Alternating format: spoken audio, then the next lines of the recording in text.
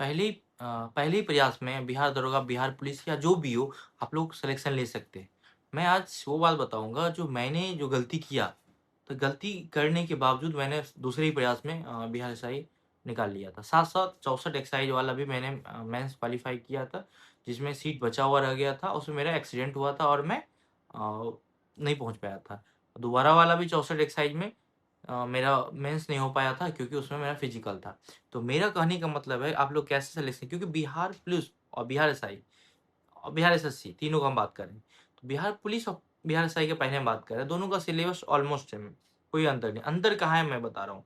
अंतर ये है कि पहले तो आपका बिहार पुलिस में जो जो भी तैयारी कर रहे हैं, उनको मैं सारा बुक आपको बताऊँगा, दिखाऊँगा, लेकिन अभी क्या करना है वो ध्यान सुनिए, पूरा वीडियो ध्यान से देखिएगा। कि लास्ट में मैं बताऊँगा कि आपको कौन-कौन सा बुक स्पेशली आपको ज़्यादा पढ़ना चाहिए। तो बिहार पुलिस के लिए आप लोग को 6 से लेकर 10 तक हिस्ट्री, ज्योग्राफी और साइंस, ठीक है? और मैथ रीजनिंग के लिए आप 9-10 का थोड़ा-सा जो एग्जाम्पल बना हुआ है ना, उस तरह का क्वेश्चन देख लीजिएगा, लेकिन ज़रूरत नहीं है। और यही चीज़ बिहार दरोगा में थोड़ा-सा अलग हो जाता है, क्योंकि इसका जो है ना सिलेबस थोड़ा अनएक्सपेक्टेड है। जो है ना, होता क्या है ना, जैसे आप लोग जहाँ आप लोगों को बताया जाता है अलग-अलग संस्थानों में, ये पढ़ लो, सिलेक्टेड टॉपिक दे रहा हूँ, ये सब भाई कुछ काम नहीं आएगा। लिख के ले लो, कुछ भी काम नहीं आएगा उसमें। क्योंकि उसका सिलेबस थोड़ा-सा अंडरस्टैंडिंग ज़्यादा आपका डीप चेक करता है। क्योंकि आप बिहार एसआई बनने जा रहे हो, एक ऑफिसर बनने जा रहे हो, तो आपका दिमाग चेक करेगा। आप जो सोचिएगा कि हम ये सब बुक पढ़ के और आसानी से निकल जाएँगे, तो भाई तब आप डिज़र्व नहीं करते हो, जो बात है। उसके बाद इसमें क्या पढ़ना है, जैसे एक चीज़ इकोनॉमिक्स, प्री में इकोनॉमिक्स का आता है, तो आपको समझ में आएगा नहीं, हमको भी नहीं आता। बाद में जब एनसीईआरटी पढ़ता है, तो आने लगा। उसके बाद जो अलग से क्या पढ़ना है, 11th-12th का बायोलॉजी, जहाँ से क्वेश्चन आते हैं और आपको आने के साथ-साथ आपको फँसाते हैं। आपको पता ही नहीं चलेगा क्वेश्चन, और सबसे बड़ी बात जो क्वेश्चन बाद में एग्ज़ाम होता है, मिलवाते हैं, उसका आंसर लोग को पता नहीं चल पाता है। बायोलॉजी में खोजना भी बहुत मुश्किल है। तो उसके लिए मैंने प्लानिंग बनाया आप लोग के लिए कि जब तक मेरे पास समय है, जितना समय है, आप लोग प्रेशर नहीं दीजिएगा हमको, क्योंकि मैं कोई प्रोफेशनल टीचर हूँ नहीं। जितना भी समय बचेगा, मैं आपका वैसे तो 6 डे करवा रहा हूँ, 11-12 के साथ जो क्वेश्चन आएँगे, जहाँ से मुझे लगा है, जहाँ से क्वेश्चन पूछे हैं। आप देखिएगा, एक क्वेश्चन आया था 2213 का मेंस में था कि जब एक पेड़ को नीचे ब्लेड से काटते हैं, तो बूँद-बूँद, बूँद-बूँद गिरता है। अब इसका आंसर ऑप्शन में था मूलदाब और वाष्पोषण। तो उसका आंसर 11th का चैप्टर 11 खोलिएगा तो वहाँ पे मिलेगा। ये कुछ नहीं है, कोई नहीं हाइलाइट किया हुआ है वो बुक। मैं आपको बुक अभी है नहीं, वो नहीं तो मैं आपको दिखाता। उसमें कुछ भी नहीं है, वहाँ पे दिया हुआ है कि अंडरलाइन वो वहाँ पे एक ब्लेड से काटेंगे तो एक बूँद-बूँद गिरेगा, तो उसको कहते हैं मूलदाब, ठीक है? फ्रूट का प्रेशर। देखिए, अंदाज़ भी नहीं लगा पाए थे। एक और क्वेश्चन 2213 में सॉरी 1275 का मैथ में पूछा गया था। हाँ। कि जैसे चाहिए बोस-आइंस्टीन कंडेंस प्राति 5वां अवस्था, उसमें क्या होगा? ऐसे था। तो देखिए कैसे क्वेश्चन पूछा था। आप 9 का एनसीईआरटी खोलिएगा, एक बक्सा बनाया हुआ, उसमें फिगर हुआ है, बोस आइंस्टीन का फिगर बना हुआ है।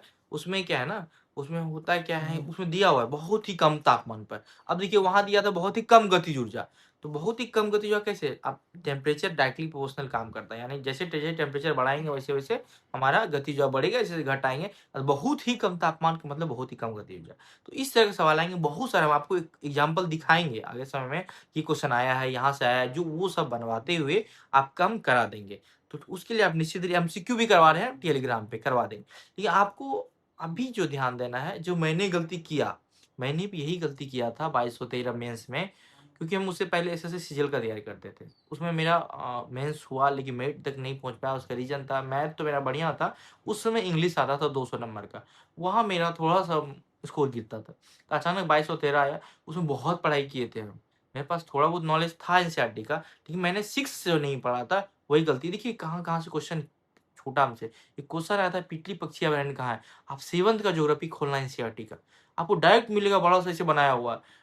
उसमें दिया हुआ है पिटली पक्षी अभयारण्य जो है ये इस साइड में है, लक्षद्वीप की साइड में। दिया हुआ है इधर।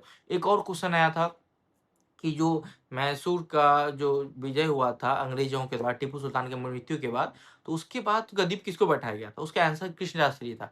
अब कहीं नहीं मिलेगा। आप एनसीईआरटी 8 का खोलना, ओल्ड एनसीईआरटी, ओल्ड का बात कर रहे हैं, उसमें देखना बड़ा सा फिगर हुआ, बच्चा बैठाया हुआ कृष्णराज श्री। याद करने में भी आसानी होगा, ठीक है? आपको 1 पेज बीजपत्री, 2 बीजपत्री इस तरह क्वेश्चन आएगा। लेकिन जब आप लुसेंट या अदर बुक पढ़ते हैं ना, तो आपको याद बिल्कुल नहीं होगा, याद ही नहीं होगा जब आपको फिगर दिमाग में आ ही नहीं रहा है। तो इसीलिए गलती अब बता रहा हूँ कहाँ मैंने किया।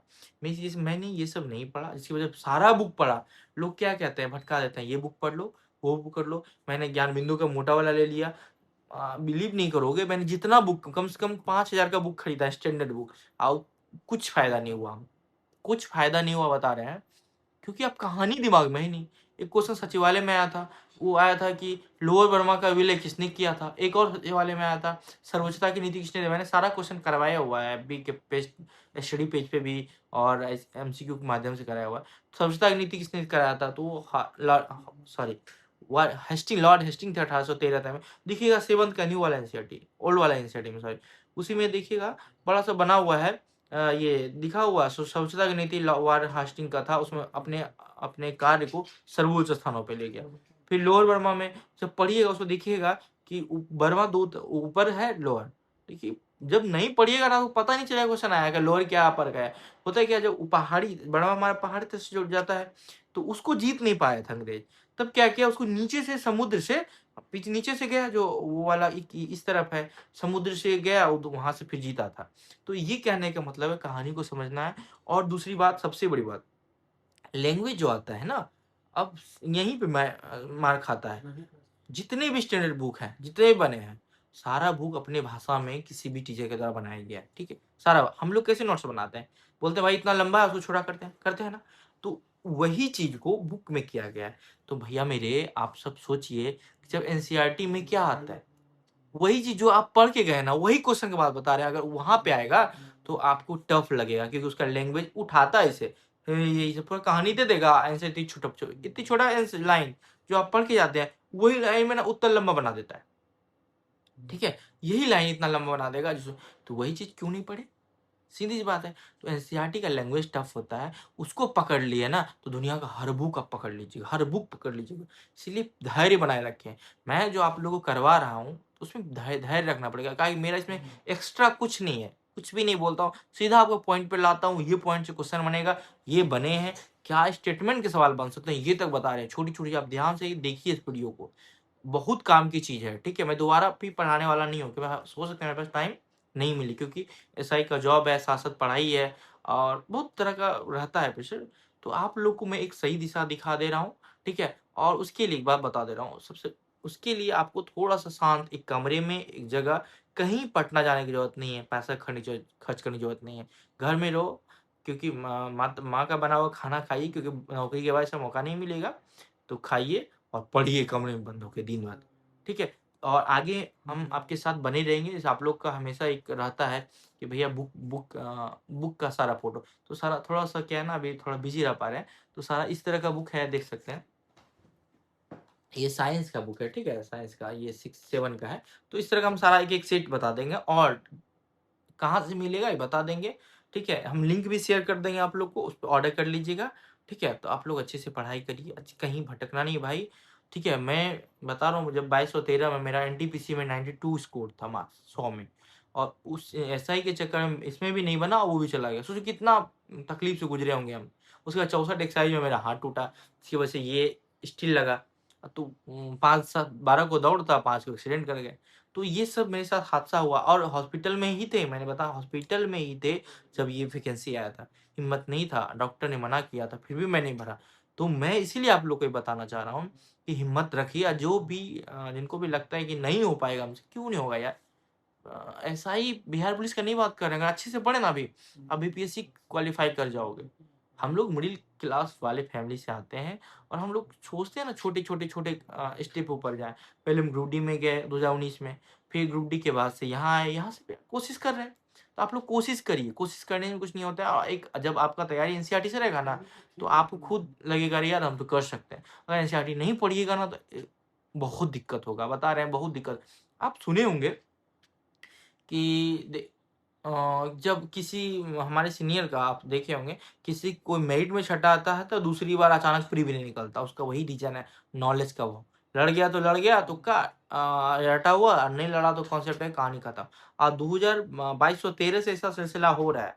जो पुराने जो स्टूडेंट थे वो अक्सर मेरिट से बाहर हुए हैं और प्री भी नहीं निकला है। तो कॉन्सेप्ट का ज्ञान और नई, अब यही बताना चाह रहे हैं कि जो नए लड़के उनका ज़्यादा चांस रहता है मेरिट में आने का और पहली बार में सिलेक्शन लेने का। उसका रीज़न यही है, वो बेसिक से अगर पकड़ लिए तो काम हो जाएगा। ठीक है, बेस्ट ऑफ लक, आप लोग तैयारी करिए। और एक चीज़ और, आप लोग के लिए मैं समय देता हूँ, और क्योंकि हम चाहता हूँ कि इस चीज़ को सब जाने, है ना, सबको मौका मिले और एक अच्छा काम करना है कि आपको वीडियो को शेयर करना है और बेल आइकन को दबा देना है, जिससे कि सारा वीडियो आप लोग को मिलते जाए। ठीक है, जुड़े रहें हमसे, और जैसे जब जब जो टाइम मिलेगा आप लोग के लिए हम हाजिर हैं। जैसे फिजिकल का किसी दिन हम वीडियो लाएंगे आप लोग के लिए। ठीक है, थैंक यू।